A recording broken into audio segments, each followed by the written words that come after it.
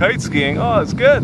We had a lesson here with the trainer kites and just got to learn how to make it move back and forth in the sky and keep it in the wind and steer the kite. And so we stepped up from a little 1.5 meter to, help me out Andrew, to a 4.5 meter. This kite would actually pull you in your boots down the ice. So you'd be hanging on when you get into the power zone. Fly it like a boom, boom, boom. It's gonna do big figure eights and it'll stay in that power zone for more. Oh, okay. See, I'm trying to get it in a position and hold it there. Don't worry about that right now. Bring it back, let it go back and forth. And steer it really tight. Make it spin on a dime in a figure eight pattern. Woo!